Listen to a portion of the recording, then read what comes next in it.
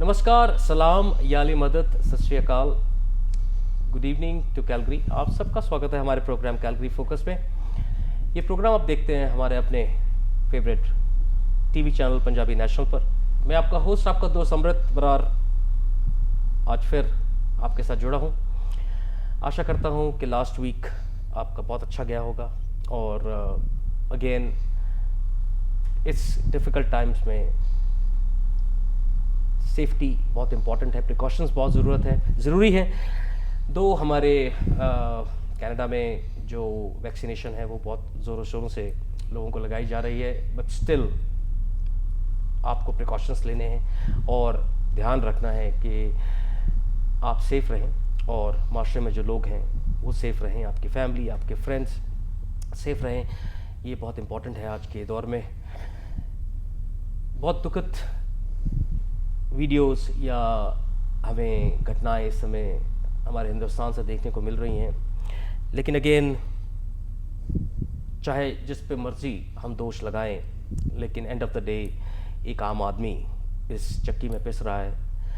और यही आज का मुद्दा है कि जिनको हम चुनकर आगे लेके जाते हैं और अपने रिप्रेजेंटेटिव चुनते हैं गवर्नमेंट के अंदर, वो हमारे लिए कितना तैयार हैं, कितना खड़े हैं, कितना हमारे लिए आगे काम करने वाले हैं।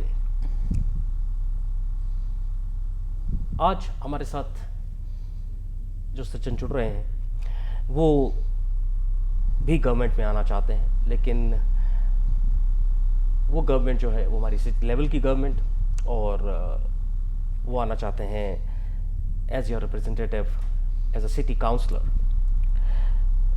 उनका वार्ड 2, और उस वार्ड में कौन कौन से एरियाज़ आते हैं, और इस सेगमेंट को जिसको मैं बोलता हूँ नो योर कैंडिडेट, ये एक बहुत इम्पॉर्टेंट इंफॉर्मेशन आज हम यहाँ से गैदर करेंगे, क्योंकि जिनको हम चुनने वाले हैं क्या वो उस लायक हैं, क्या वो उस पर खरे उतरेंगे, क्या वो उस सीट जो हम उनको चुनकर देंगे उस पे अपना दायित्व निभाएंगे या नहीं। आइए मिलकर स्वागत करते हैं मिस्टर फ्रांसिस अराना जी का। फ्रांसिस जी, बहुत बहुत स्वागत हमारे प्रोग्राम में। नमस्कार Amrit ji, thank you for having me over. Francis ji, जैसा मैं आपके बारे में पढ़ रहा था और आपसे बातचीत हुई, आप मुंबई से हैं, इंडिया से। हाँ जी। तो कितने साल हो गए कैलगरी में रहते? ये कैलगरी में करीबन 10 साल होने हैं। अच्छा, क्या बात है, क्या हाँ बात है। तो एज इमिग्रेंट यहाँ पर जब आप आए तो क्या चेंज देखा आपने? क्या पहले आप दुनिया भर में घूम चुके थे, पता था वेस्टर्न कल्चर के बारे में? हाँ जी, प्रेडोमिनेंटली हम कैथलिक हैं। अच्छा। बॉम्बे से, जी, तो जी। ये कल्चर तो काफ़ी कॉमन है हमारे लिए जी। तो उतना मुश्किल तो नहीं हुआ, लेकिन फिर भी वो क्या कहते हैं, वो इंडिया के रूट्स होते हैं, यहाँ पर आके वो वेस्टर्नाइज्ड कल्चर काफ़ी डिफरेंस देखने मिलता है। जी, जी, लेकिन अच्छी बात ये है कनाडा की कि आप ये आजमा के देख लो, जो हमने आजमा के देखा। कितने लोग होते हैं यहाँ पर जो विंटर आते हैं तो -30 -40 घर में हाइबरनेट करना स्टार्ट करते हैं। हमने वैसे नहीं किया, हम यहाँ के लोकल स्पोर्ट्स सीखना स्टार्ट किए, हॉकी सीखा और काफ़ी अदर गेम्स, शूटिंग सीखे, हॉर्स राइडिंग सीखे। तो ऐसे लगा कि we are one of them, and trust me, हम सिर्फ 3 लोग थे यहाँ पर, हमारी कोई फैमिली नहीं थी, कोई रिलेटिव्स नहीं थे। आज मैं कहूँ तो करीबन 2000 दोस्त आ गए हैं हमारे फ्रेंड सर्कल में। क्या बात है, सेम एज मी। मैं भी जब यहाँ पर आया तो कोई भी नहीं, कोई रिश्तेदार नहीं, कोई दोस्त नहीं, बट हम लोग, मैं, मेरी वाइफ और मेरा बेटा, हम लोग बस आ गए पॉइंट सिस्टम पे। और आज भगवान की कृपा से बहुत लोग जानते हैं, पहचानते हैं, और इंसान अपने व्यवहार के थ्रू ही आगे बढ़ता है। जैसे मैं बात कर रहा था अपने लिसनर से, फ्रांसिस साहब, राइट टू वोट एक बहुत इम्पॉर्टेंट फैक्टर है, and we are privileged, we are very thankful to God कि हम एक ऐसी कंट्री में हैं जहाँ पर हमें राइट टू वोट है। हम अपना जो रिप्रेजेंटेटिव है उसको चुन सकते हैं हर एक लेवल पर, चाहे वो काउंसलर हो, चाहे एमएलए हो, चाहे एमपी हो, प्रधानमंत्री हो, उनको चूज़ करने का हक पब्लिक के पास है। लेकिन कुछ साल पहले कुछ ऐसी घटनाएं हुई जहाँ पर एक फैक्टर सामने आया कि हम कितने रिस्पॉन्सिबल हैं एज अ सिटीजन। क्या हम उस कंडीशन को बेयर करने के लायक हैं कि मैंने एक इंसान को वोट दिया और वो अच्छा काम कर रहा है या नहीं कर रहा है, या मैंने वोट नहीं दिया। अगर मैंने वोट नहीं दिया तो मेरे ख्याल से मैं सवाल पूछने लायक नहीं रहता, क्योंकि आप हमेशा इसी उसमें रहते हैं कि जो होगा देखा जाएगा। लेकिन आजकल वो समय नहीं है, और बहुत सारे एग्जाम्पल हमें रोज़ देखने को मिल रहे हैं जहाँ पर जो हमारे चुने हुए रिप्रेजेंटेटिव्स हैं वो सिर्फ वाद विवाद में लगे हुए हैं, पल्ला झाड़ रहे हैं, या किसी न किसी बात को लेकर लोग उनसे नाराज़ हैं। तो इस हमारे सेगमेंट में मैं चाहूँगा कि आप लोगों को थोड़ा अपने बारे में बताएं, क्योंकि अब आने वाले इलेक्शंस में जो सितंबर में एटलीस्ट अगले होने वाले हैं जो हमारे सिटी काउंसिल के, उसमें आप काउंसलर की सीट के लिए इलेक्शन लड़ रहे हैं। तो सबसे मेरा पहला सवाल आपसे कि आप क्यों मानते हैं कि आप इस सीट के दावेदार हैं? ये बहुत अच्छी क्वेश्चन आपने पूछी है। The basic needs of human being जो कहते हैं वो है फूड, शेल्टर, क्लोथिंग। उसमें ऐड कर लो रिक्रिएशन और ऐड कर लो ट्रांसपोर्टेशन। तो ये हो गए हमारी 5 इंपॉर्टेंट चीज़ें जो लोगों को चाहिए होती है। रोटी, कपड़ा और मकान। एब्सोल्युटली। और तीन ही बोले मैंने। एब्सोल्युटली। और इन पर सब रिवॉल्व होता है। When we talk about food, हम फूड शॉर्टेज की बात करते हैं, हम फूड बैंक की बात करते हैं, हम वॉलंटियर की बात करते हैं। When we talk about housing, मकान, we talk about reducing taxes, we talk about garbage disposal, we talk about economic situation कैसी है, आपके घर के prices कैसे चल रहे हैं, and so forth with clothing, so forth with transportation, which are arteries of our community and the city. And last होता है recreation, जो हमें तंदुरुस्त रखता है. It's very important to have those parks and recreation. So these are very important things which are जो आम आदमी है उनको चाहिए होता है. Apart from this, depending on the situation, जो अभी की प्रायोरिटी है, मुझे लगता है कि हमें स्मॉल बिजनेसेस को हेल्प करना चाहिए. स्मॉल बिजनेसेस काफ़ी ठप पड़ चुके हैं. कितने लोगों को तो ग्रांट क्या होता है गवर्नमेंट की ये भी पता नहीं है. इन माई टेन्योर ऑफ पास्ट 5 years मैंने इतनी वॉलंटियरिंग की है और पास्ट 1 साल से मैं ओवर 200 लोगों से मिल सका हूँ, बिजनेसेस से मिल सका हूँ, टू बी फेयर. और उन लोगों को मैंने वेबसाइट खोल के दी, उन लोगों को मैंने हेल्प की कि आप ऐसे ग्रांट ले लो, लोगों से आप गवर्नमेंट से ऐसे अप्रोच कर सकते हो. एंड उसके बाद जो इम्पॉर्टेंट चीज़ मुझे देखने मिली इज़ अपनी युवा. 37% of Calgary's population is between the age of 14 to 24. क्या बात. हाँ जी. और अनएम्प्लॉयमेंट अभी इतने हाई है यहाँ पर कि लोगों के पास जॉब नहीं है. और ऐसे चक्कर में जब भी बच्चों के पास जॉब नहीं होती, अगर उन्हें फैमिली सपोर्ट नहीं मिलती या गवर्नमेंट की सपोर्ट नहीं मिलती, वो लोग गलत चीज़ें करना स्टार्ट करते हो जाते हैं और गलत राहों पे निकल जाते हैं. एब्सोल्युटली. द अदर डे में एक ग्रुप को मिला, बच्चे थे 24 years के युवा थे और 12 पायलट थे जिन्होंने अपनी लाइसेंस जस्ट ली last year. After completing 200 to 300 of flying hours, जो उनको 1.5-2 साल लगते हैं. अभी बेचारे सारे अनएम्प्लॉयड हैं और क्या करें. एयरलाइंस ठप पड़ी हैं इस समय. एग्जैक्टली. तो ऐसे जगह में ऐसे होता है कि हम सपोर्ट सिस्टम करें, जैसे हमारे चर्च ने सपोर्ट सिस्टम किया. वी कॉल देम और उनको छोटी जॉब्स में लगा दिया हमने. So this is a voluntary work. Of course this belongs to provincial government, federal government. तो कितने लोग कहते हैं कि यार ये मेरा जॉब नहीं है, जैसे आपने कहा कितने लोगों ने वोट नहीं किया, उनका तो बात भी नहीं बनता कि गवर्नमेंट के बारे में कुछ बोले. तो ऐसे लोगों को हमने मदद की और बहुत सारे ऐसे लोग हैं जिनको मदद की ज़रूरत है. सो this is my main priority. And lastly is physical responsibility. ये जो पैसे आते हैं, 80% ऑफ रेवेन्यू जो होती है सिटी की आती है टैक्सेस से. सो टैक्सेस से जो आती है उसकी वाइज स्पेंडिंग करनी बहुत ज़रूरत है.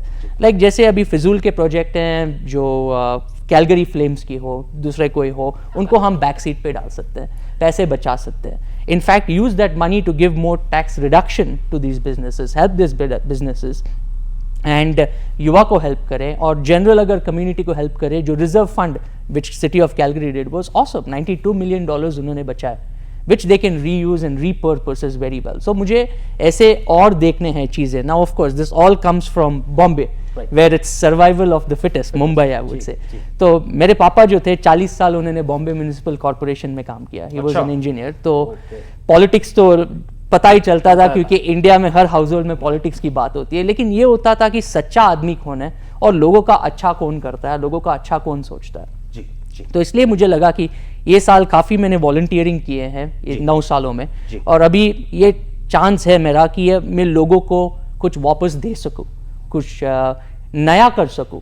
लाइक फॉर एग्जांपल मैंने 9 साल में पब्लिक ट्रांसपोर्ट ही यूज़ किया है, और मेरा ये दावा है कि मैं अगर सिटी काउंसिलर बनूंगा तो मैं शान से ट्रांजिट यूज़ करके सिटी हॉल जाऊंगा, क्या बात। Which a lot of people don't do it, क्योंकि ये चीज़ यूज़ करने में ही एक कॉमन आदमी होता है, उसको पता चलता है कि ये परेशानियां क्या हैं लोगों की।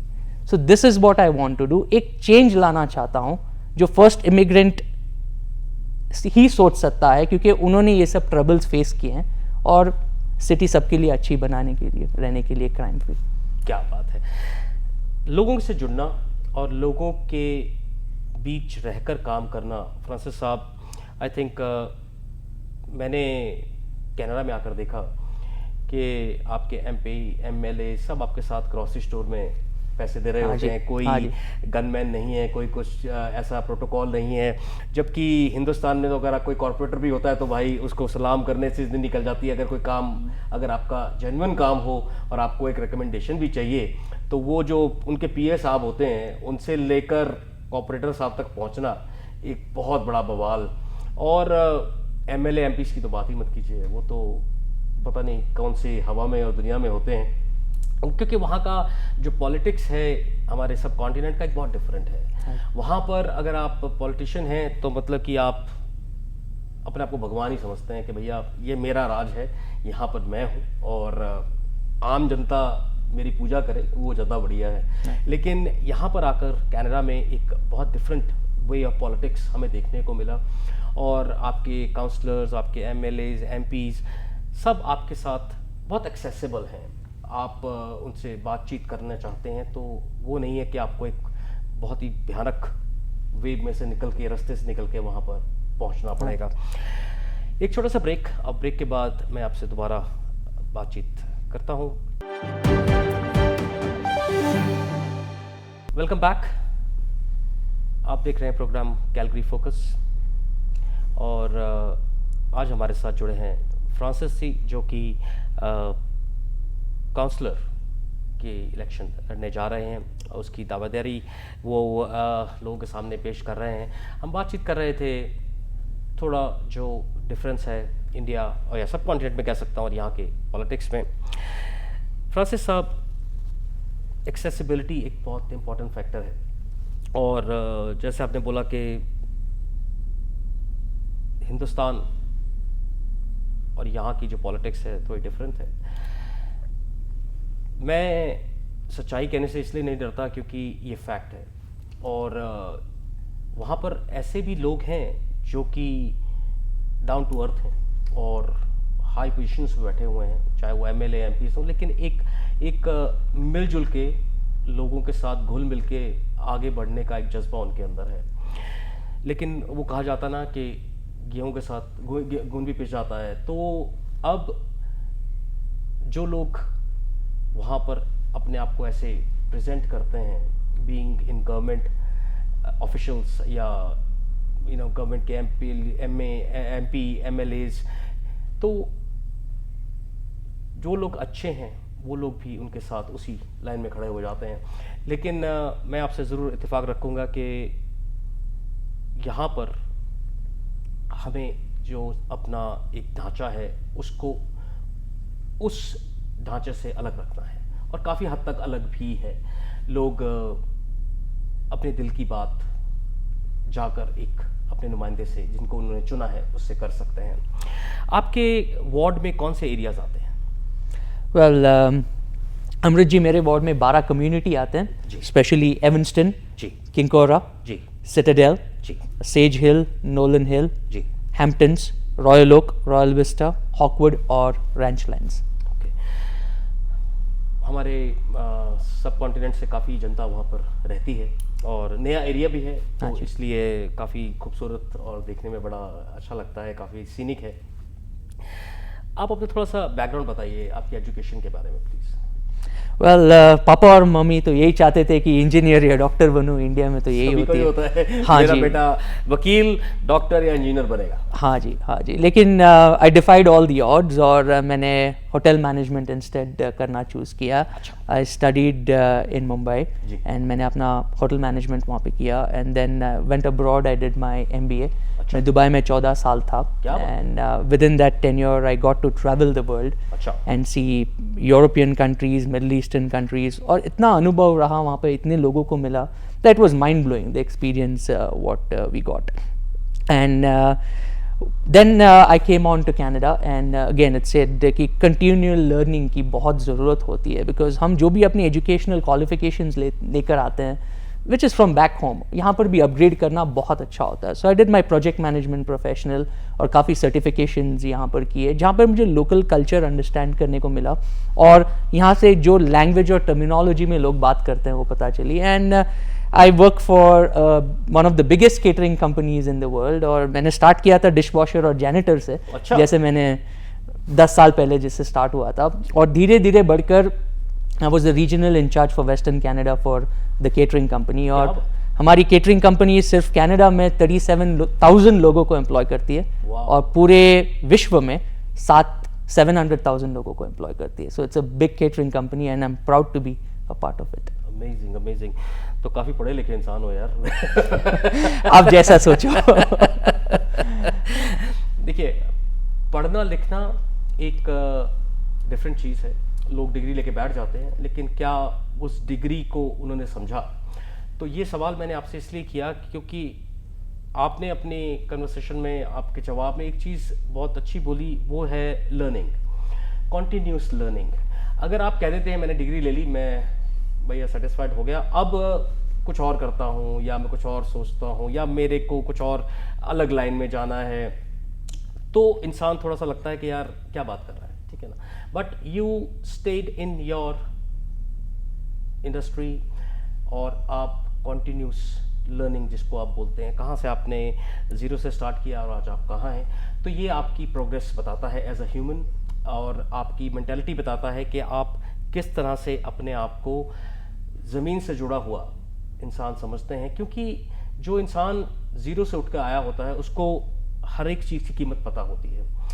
कई लोग होते हैं they are born with a golden spoon, लेकिन अब उनको हम ये नहीं कह सकते कि नहीं they don't know anything, they are born like that, right. But लेकिन वो लोग भी अलग अलग कैटेगरीज में हम लोग उनको कैटेगराइज कर सकते हैं। कुछ लोगों के साथ मिलकर, रतन टाटा जी हैं, वो पीछे उनका आर्टिकल में पढ़ रहा था कि अपने एक एम्प्लॉय पे घर पे जाकर उन्होंने खाना भी खाया जो रिटायर हो रहा था। तो एक बहुत बड़ा जेस्चर एक ऐसे बड़े इंसान के साथ जो इंसान से हमें देखने को मिला। तो सब लोग डिफरेंट होते हैं और आई बिलीव आपने बहुत अच्छी बात की, continuous learning is a big big thing. कितने टाइम से अब आपने पॉलिटिक्स में आने में सोचा? तो मैं आपसे बहुत संक्षेप में चाहूँगा, व्हाई पॉलिटिक्स? वेल, मैं तो करियर पॉलिटिशियन तो हूँ नहीं, मैंने काफ़ी वॉलंटियर किया है विच इज़ स्टिल डेट। जब भी पूरी दुनिया घर पे छुप कर बैठी थी बिकॉज ऑफ कोविड, मैं फिर भी वॉलंटियर कर रहा था with senior homes, with the food bank, with drop in centre in different places. मैंने अपनी लाइफ झोंके में डालकर ये सब किया बिकॉज मुझे वो पैशन है कि आज जो आप करो, टुमारो जब आप मर जाते हो तो you leave that trail behind कि ये अच्छा बंदा था। मुझे लोगों की गालियां नहीं चाहिए।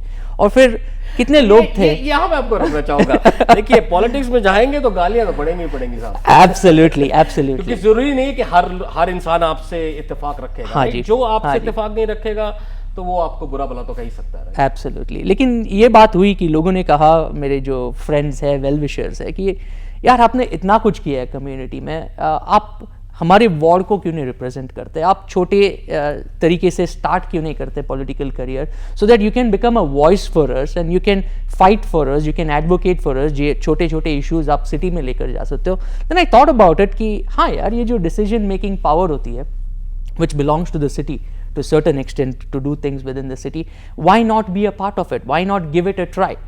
मुझे पता नहीं कि मैं सक्सेसफुल होऊंगा कि नहीं, लेकिन कोशिश करने में क्या होता है, वो कहते हैं कि कोशिश करने वाले की हार नहीं होती। बिल्कुल, तो मुझे तो आपने सही कहा, बिल्कुल आपने सही कहा। और टू कंटिन्यू विद दैट, अभी तक आप इतने अपने वार्ड में रह रहे हैं, आप आपके हिसाब से क्या, मैं सिर्फ संक्षेप में चाहूँगा, क्या प्रॉब्लम्स आपको दिखी? ट्रांसपोर्टेशन तो बड़ी प्रॉब्लम है, सबसे बड़ी प्रॉब्लम। सेकंड होता है कि अफोर्डेबल हाउसिंग, सीनियर्स हाउसिंग और क्राइम।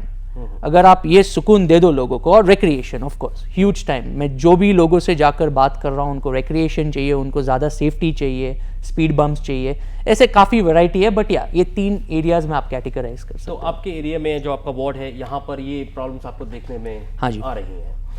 हम एक प्रोग्राम और करेंगे जब इलेक्शंस के टाइम पे, फिर मैं आपसे और एलैबोरेशन चाहूँगा कि आपने क्या सोचा है और कैसे इसको आप इम्प्लीमेंट करेंगे, क्योंकि अगेन आप उन लोगों को रिप्रेजेंट करने वाले हैं, उन लोगों की प्रॉब्लम्स को सॉल्व करने वाले हैं। यही वादे शायद पिछले काउंसलर ने भी किए होंगे। क्या आपने उनको स्टडी किया कि उन्होंने क्या वादे किए और कहाँ तक पूरे हुए? वेल उनके वादे ज़्यादा थे इंफ्रास्ट्रक्चर में, जो उन्होंने मेरे ख्याल से 90% तक पूरे किए, क्योंकि इंफ्रास्ट्रक्चर काफ़ी स्ट्रांग हुआ उनके टाइम पर। लेकिन उन्होंने बाकी सब ये जो चीज़ें हैं ऑटो पायलट में डाल दी, where it was not a balance of everything. मुझे जो है सब कुछ बैलेंस करना है। वैसे होता है जिंदगी की, एक जगह पर ही आप व्यवस्थित रहो तो आप दूसरे, yes, उसका कोई फायदा नहीं, बैलेंस नहीं बनता। बिल्कुल सही कहा आपने, बिल्कुल सही कहा आपने। और मेरे ख्याल से अगर हम एक बिल्डिंग बना देते हैं, लेकिन उस बिल्डिंग में आपको वर्कर भी चाहिए, उस बिल्डिंग में आपको कूलिंग भी चाहिए, हीटिंग भी चाहिए, बहुत चीज़ चाहिए, तो सिर्फ बिल्डिंग बना देने से आपका दायित्व खत्म नहीं हो जाता। उसके अलावा भी बहुत सारी चीज़ें हैं। बहुत सही आपने बात कही। ये जो आप वॉलंटियर काम करते हैं, और जैसा आपको लोगों ने बोला कि आप हमें रिप्रेजेंट करें, फैमिली क्या बोलती है आपकी, और फैमिली में है कौन आपके अभी? मेरे फैमिली में मेरी बीवी है और मेरी बेटी है। बेटी 13 साल की है, और बीवी की एज नहीं बताऊंगा, सॉरी। घर मत जाना उसके बाद। Absolutely, absolutely. तो मेरी कंप्लीट 100% सपोर्ट है मेरी वाइफ, एंड उन्होंने कहा कि आपके अगर ये पैशन है, अगर आपको विजन दिख रहा है कि आप कुछ चेंज ला सकते हो, परिवर्तन ला सकते हो कम्युनिटी में, then why not, I'll be behind you and trust me। हम डोर नॉकिंग कर रहे हैं और कितने घरों में जा चुके हैं, अभी 5 महीने हो गए till from the time I put my nomination, और people are accepting us with open arms. उनको लगता है कि कोई एक नया फेस आया है जो उनको कुछ नया करके दिखाना चाहता है, and the ideas which I have बहुत अलग है लोगों से, तो उनको लगता है कि यार ये कुछ करने वाला है, अच्छा करने वाला है। सो लोगों की सपोर्ट काफ़ी है। क्या बात है। और जो आपके आइडियाज़ हैं वो अगेन जैसे मैंने कहा कि we will have another programme before election fever is starting.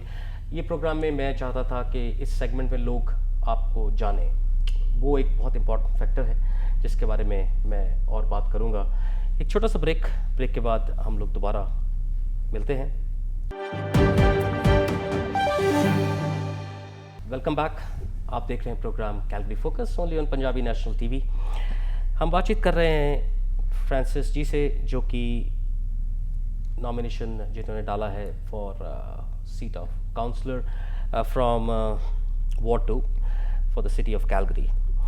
Francis साहब, अभी आपने बहुत एक इम्पॉर्टेंट बात बोली, वो मैंने इसलिए आपसे पूछी क्योंकि फैमिली जो है वो एक इंसान के लिए सब कुछ है। अगर आपकी फैमिली आपके साथ है तो बड़े से बड़ा ऑब्स्टिकल भी आप पार कर सकते हैं। बहुत लोग मुझे मिलते हैं जो कहते हैं कि नहीं यार, मेरे बेटे या मेरी वाइफ नहीं चाहती थी फिर भी मैंने कर लिया, वो उनको मेरे पे विश्वास नहीं था, लेकिन मैंने उनको प्रूव कर रहा था उल्टा, इसलिए मैं इस काम में लग गया। या फिर मैं एक एग्जाम्पल सेट करना चाहता था कि चाहे आपके साथ कोई भी ना हो फिर भी मैं ये कर सकता हूँ। Good, very nice. अगर आप सक्सेसफुल हुए, वेरी नाइस, नहीं हुए तो फिर आप किसी और पे ब्लेम डाल सकते हैं। लेकिन फैमिली और सपोर्टर्स को होना बहुत ज़रूरी है। तो आपसे मैं अब भी अपने एंड सेक्शन में जानना चाहूँगा, हाउ कॉन्फिडेंट यू आर। आपके साथ आपकी फैमिली है, आपके साथ आपके सपोर्टर्स हैं जो आपको पुश कर रहे हैं कि नहीं आप आगे बढ़ें, हम आपके साथ हैं। आपको पता है कि पॉलिटिक्स एक बहुत डिफरेंट फील्ड है। आपने MBA किया है, आप हॉस्पिटैलिटी इंडस्ट्री में हैं, but that is not politics. Politics is a very different ball game, जहाँ पर जैसे आप गाली की बात कर रहे थे, गालियाँ भी पड़ेंगी, शाबाशी भी मिलेगी, फेलियर्स भी होंगे, और उन फेलियर्स को सामना भी आपको करना पड़ेगा अपने सबके साथ मिलकर।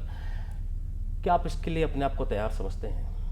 हाँ जी, डेफिनेटली, क्योंकि सक्सेस ऐसी चीज़ होती है which is making a change in people's life. जब लोगों को मैं खुश देखता हूँ, जब मुझे लगता है कि मैंने अपना काम किया, वादा निभाया, and I want my people to hold me accountable. मैं अपने कॉन्स्टिट्यूएंसी से ये कहता हूँ कि जो मैंने वादे किए हैं end of the year, please make sure कि मैंने वादे निभाए and keep me in check. And of course मेरा विजन काफ़ी क्लियर है, and I spoke about continual learning. मैंने काफ़ी स्टडी भी की है about city politics, and I am still, it's an ongoing study which is going on. और उसमें मुझे काफ़ी लूप होल्स नज़र आए हैं जो पीपल यूज़ करते हैं, which if it can be used for the betterment, why not. क्या बात है, लोगों की कमजोरियां पकड़ो, हाँ जी, और उनसे सीखो। एब्सोल्युटली, बिल्कुल, यस, बिल्कुल। और ये बहुत इंपॉर्टेंट फैक्टर है, बिकॉज जो गलतियां उन्होंने करी हम वो क्यों करें, और उस चीज़ को इम्प्रूव कर कर एक बेटर प्रोडक्ट जो है वो लोगों के सामने रखें। आई बीन वेरी फॉर्चुनेट, हमारे सिटी काउंसिल से बहुत लोग मेरे शो में आए और अपने बारे में बताया, और उन सब से मैंने एक ही बात पूछी, और वही सेम मैं आपसे पूछना चाह रहा हूँ कि अगर भगवान ने चाहा आप उस सीट के लिए दावेदार बनते हैं और आपको लोग चुनते हैं, हाउ एक्सेसिबल यू आर। मैं इसलिए पूछ रहा हूँ कि अभी आप यहाँ पर आकर 4 वादे कर सकते हैं, लेकिन क्या यही फ्रांसिस साहब जो हैं हमारे सामने बैठे हैं और लोगों से इस तरह बात कर रहे हैं और लोगों को कह रहे हैं कि मैं एक्सेसिबल हूँ, आप मेरे से मिलिए, मेरे से बातचीत कीजिए, क्या उस सीट को पाने के बाद कोई चेंज आने की संभावना है? वह मुझे लगता नहीं, क्योंकि मैं जैसे पहले था वैसा ही रहना चाहूँगा, बिकॉज दैट्स हाउ मेरी ज़िंदगी है। Like if you see my election website, उसमें मैंने अपना पर्सनल नंबर दिया हुआ है। लोग काफ़ी कॉल करते हैं मुझे, अच्छा भी बोलते हैं, बुरा भी बोलते हैं, लेकिन मैं सुन लेता हूँ उनकी बात। और सेकेंडली, मैंने जो वादा किया कि मैं पब्लिक ट्रांजिट यूज़ करूँगा और उसी से ही सिटी हॉल जाऊँगा, तो आप ही सोचो कि कितने लोग मुझे मिलेंगे डेली। तो I think everyone is accessible, that answers the question. और मैं ये ज़रूर देखना चाहूँगा कि भगवान करे आप जीतें और लोग आपको ज़रूर उस सीट पे पहुँचाएं अगर आप दावेदार हैं। लेकिन अगर आप ऐसा करते हैं, that will be great gesture, because again एक बहुत डिफरेंट आप एग्जाम्पल सेट करेंगे और एक डिफरेंट वे से लोगों के साथ जुड़ने का आपका जो आइडिया है, आई होप लोगों को बिल्कुल पसंद आएगा। फ्रांसिस साहब, राइट टू वोट, जैसे मैंने शुरू में कहा, बहुत इम्पोर्टेंट हमारे लिए एक मैं कह सकता हूँ हमारी आज़ादी उस पर बेस्ड है। और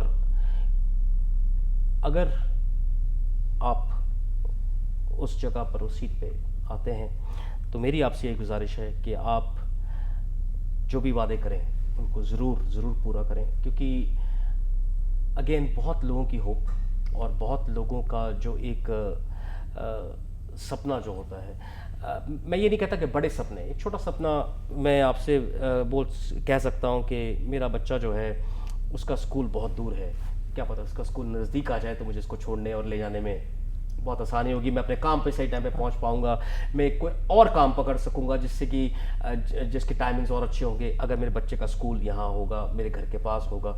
स्कूलिंग एक बहुत बड़ी प्रॉब्लम है, और इस तरह की बहुत सारी चीज़ें। रिक्रिएशन आपने बोला कि हाँ, अगर यहाँ पर कोई एक ऐसा रिक्रिएशन सेंटर होगा जहाँ पे मेरा बच्चा जाके स्पोर्ट्स करेगा तो शायद उसको गलत राह पे पढ़ने के कम चांसेस हैं। Exactly. तो हमारी पूरी टीम की तरफ से आपको बहुत बहुत बधाई, पहले नॉमिनेशन के लिए आप खड़े हुए हैं, और हम यही प्रार्थना करते हैं कि लोग आपको समझें, आपको जानें, आपसे मिलें, और अगर आप उस सीट के दायित्व को संभाल सकते हैं तो ज़रूर आपको जिताएं।